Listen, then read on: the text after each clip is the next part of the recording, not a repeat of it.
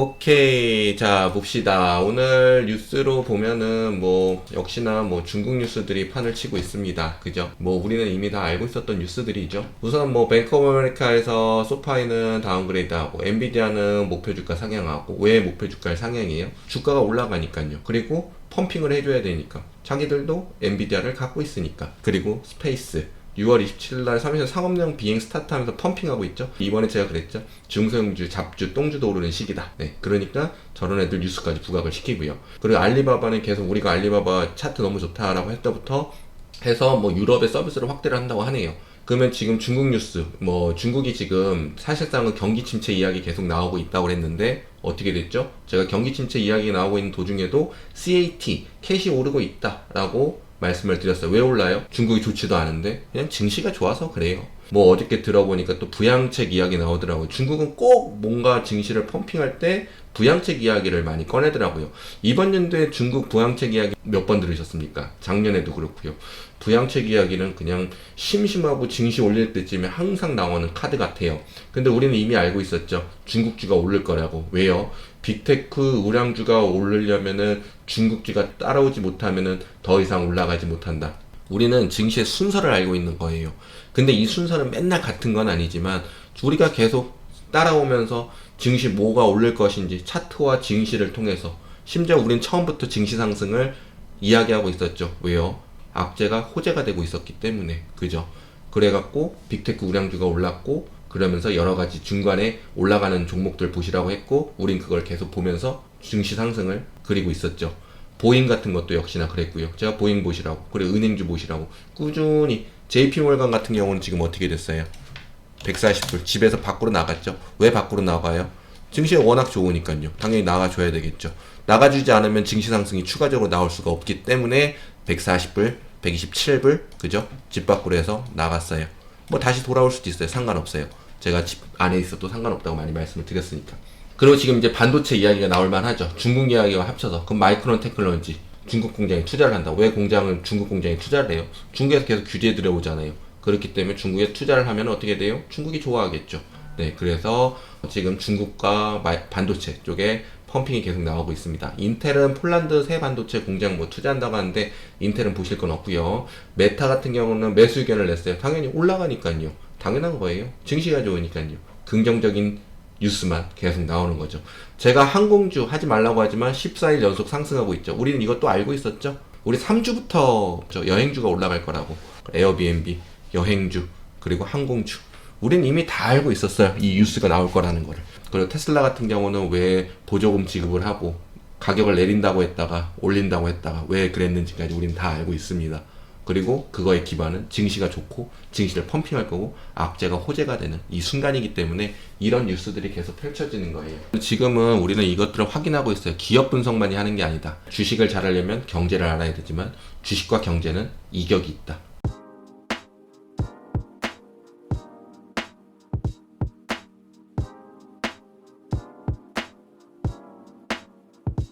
그래서 경제 전문가들은 주식을 잘 하지 못한다. 잘 하기가 어렵다. 이렇게 볼 수가 있는 거죠. 경제를 보고 증시를 보면 너무 늦어요. 하지만 증시 안에서 상승하는 종목들로 인해서 다음 상승할 후발주자를 찾으면서 찾아내면 그거에 맞춰서 따라서 뉴스가 나와요.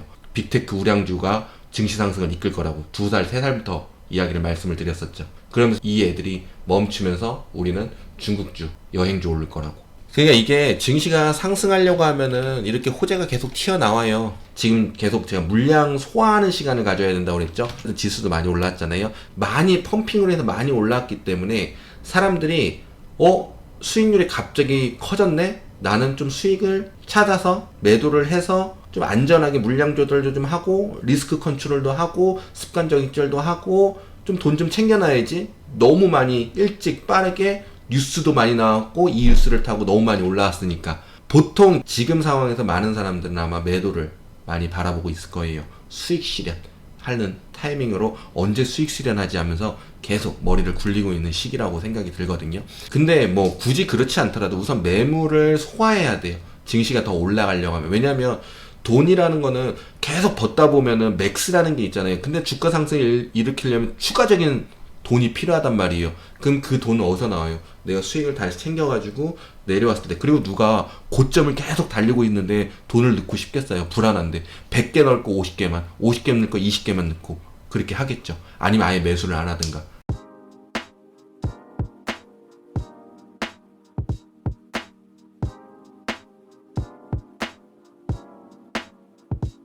어떤 사람 수익을 챙겨서 돈을 좀 챙겨놓은 내려오면은 매수 준비를 하는. 그래서 내려왔을 때 매수해서 또 매수가 크게 늘어나면서 주가의 고점을 탈환하면서 가는 겁니다. 그래서 지금 매물 소화를 좀 해야 되는 시기가 오지 않나 생각이 들고요.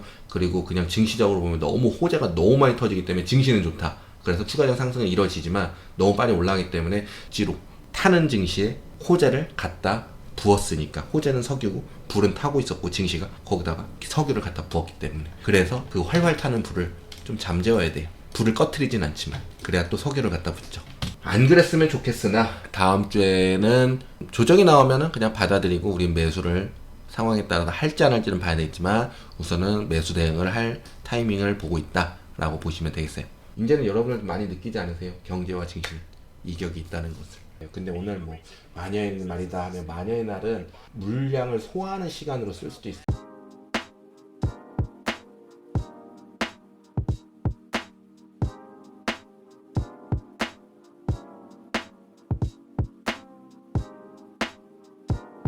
옵션을 청산당한 애들은 매수를 해야 되고 그러면서 마이너스를 메이크업을 해야 되고요. 콜옵션을 걸어놓고 주식도 했으면 옵션도 수익을 걷어들이고 주식도 수익을 걷어들이고 그래서 증시는 올랐고 옵션 수익 챙기고 주식 수익 챙기고 물량 소화. 다음 주에 나올지도 몰라. 안 나올 수도 있어. 나올지도 몰라라는 거를 차트적으로 보면 저만 보는 게 아닐 거예요. 되게 굉장히 그냥 제가 증시 올라갈 때 후발주자를 선택하는 것처럼 상황적으로는 다음 주는 좀 물량 소화하는 시간표가 나와야 돼요. 지금 마켓이 너무 과매수권이다라는 말이 흘러나오고 있어요. 맞아요. 지금 과매수권이에요. 그래서 제가 물량 소화 얘기를 차트적으로 해드리는 거예요. 그러니까 물량 소화라는 건 차트적으로 할 수 있는 거예요. 이런 용어들, 이런 상황들을 많이 알고 계시면 나중에는 멘탈 잡기가 수월하실 거예요. 물량 소화라는 결국 이익 실현할 사람하고 새로 들어온 손바뀜일까요? 아니, 손바뀜은 아니에요. 이익 실현할 사람은 하는 건데 증시로 들어올 수 있는 돈은 무한정이라고 생각하시면 한정적이에요. 어마어마한 물량이긴 하지만 한정적이에요. 기관들도 맥시멈이라는 돈이 있잖아요. 근데 지금 추세가 상승으로 터졌기 때문에 이 회사 저 회사에서 다 끌어와서 여기까지 올려놨어. 그럼 여기서 좀 더 올리려고 하면은 주가를 올리기 위해서는 매수를 폭탄 투하듯 빵빵 그리고 빨리 올랐잖아요. 뭐 기간도 수없이 많고 우리는 일반 투자 수없이 많지만 우선 이 사람들한테 들어올 수 있는 돈이 지금 거의 올인이 돼가고 있는 거라고 보시면 돼요. 올인이 돼가기도 하고 지금 여기서 매수할 수 있는 시기가 아니라는 걸 알려주는 거예요. 물량 소화라는 거. 매수할 사람이 없는 거예요. 돈이 안 들어온다는 거예요. 그 기관들이 돈을 갖고 있지만 주식장으로 들어올 수 있는 돈이 올인이 났다는 거야. 그럼 무서워서 안 들어올 수도 있고요. 이제 너무 많이 올랐기 때문에. 하여튼 그냥 총체적으로 증시에 들어올 돈이 말라가고 있는 거예요. 그리고 증시는 고점에 도달했다고 보는 시각들도 많아지고 말 그대로는 습관적절, 부분익절 수익 실현을 하는 거야. 증시의 건강함을 측정하는 걸 같아요. 물량 소화한다고 해서 이익 실현하는 사람들이 많이 떨어졌을 때 그 돈을 다시 주식으로 넣어야 돼. 근데 이익 실현을 했는데 이게 불안해서 이게 안전자산으로 가버리면 안 돼. 불안자산으로 다시 옮겨야 된다는 거예요. 이제 증시의 건강함을 체크할 수 있는 거야.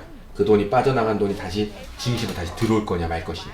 오늘 내마녀의 말이죠. 어떤 사람들이 하는 말이 오늘 모든 기관들이 옵션 정리하느라 주식 떨어지고 장 끝이나 다음 주 시작과 동에 다시 매수해서 증시에 오를 수도 있다는 이게 내마녀의 날이라는 게요. 이게 오늘은 음봉으로 끝날 수도 있다라는 말을 한 게 뭐냐면 옵션은 오늘 만기잖아요. 그럼 옵션은 위로 베팅하는 도 있고 하락 베팅하는 사람도 있는데 하락 베팅해서 마이너스로 청산되는 사람들은 지금 주식을 사서 그걸 메이크업을 해야 돼요. 근데 지금은 추세가 위쪽으로 터졌기 때문에 마이너스로 옵션을 청산당하는 기관들은 거의 없을 거예요. 그러면 옵션도 올라갔고 수익된 상황이고 주식도 올라갔어요. 그 기관들이 갖고 있는 옵션과 주식. 옵션이 올라갔는데 주식을 안 사는 사람 바보는 없죠, 기관들이. 그럼 둘 다 수익을 한 상황이에요. 그러면 뭐 어떻게 돼요?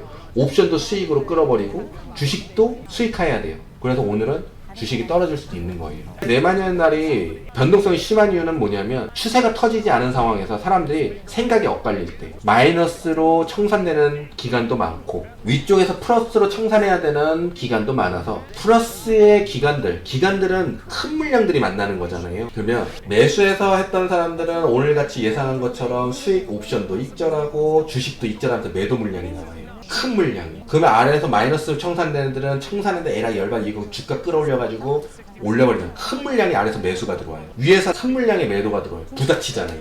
스파클이 튀는 거예요.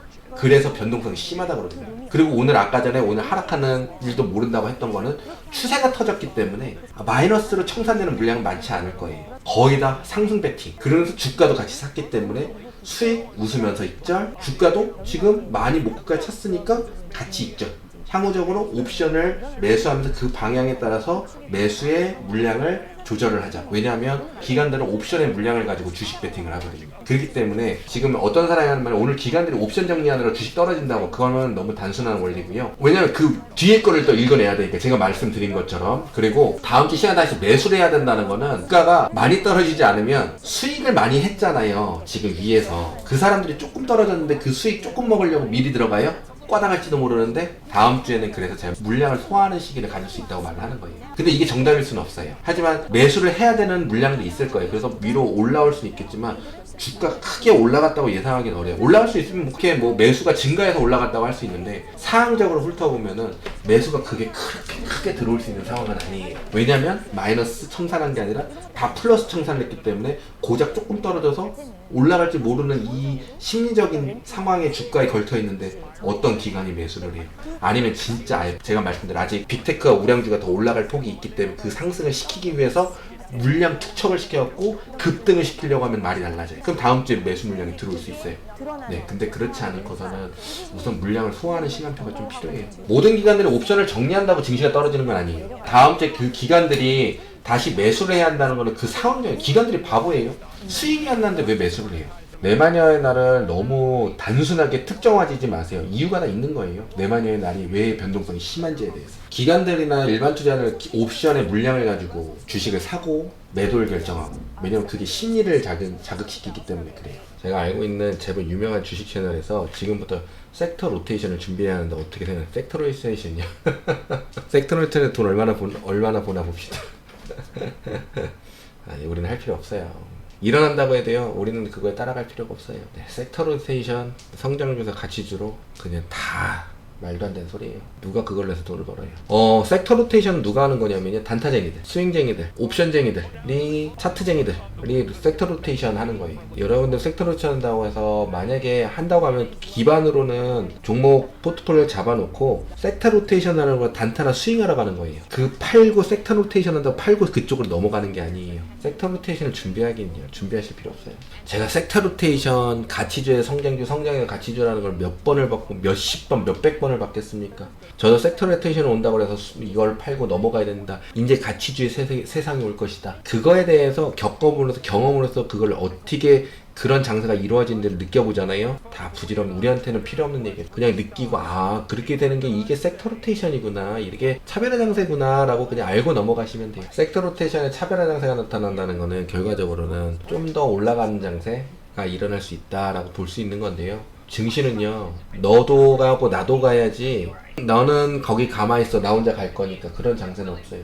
제가 따라하다가 가랭이 찢어지더라, 능력이 딸려서 그랬나 했어요. 네, 능력이 아니에요. 섹터 로테이션 따라가는 거는 하는 게 아니에요. 그리고 섹터 로테이션에 제가 말은 안 하지만 정확히 구분을 지어드리진 않았지만, 섹터 로테이션에 바람을 타고 싶으시면 제가 말씀드린 중소형주 타라고 할 때 그때 중소형주 하나나 두 개씩 끌고 가라고 말씀드렸잖아요. 그런 시기에 중소형주 하나 두 개만 사세요. 그게 섹터 로테이션 하는 거의 일부예요. 그러면서 나도 섹터 로테이션에 맞춰서 매수를 했어 라고 말씀을 하셔도 돼요. 말이 거대해서 그렇지 섹터 로테이션 다 부질없는 얘기예요. 짧은 수견으로 떨어질 때 그냥 알고 믿음 있는 종목에 매수하는 게 나은 것 같아요. 정답이에요. 나중에 멘붕, 이도저도 안 되고 백화점 돼요. 정답입니다.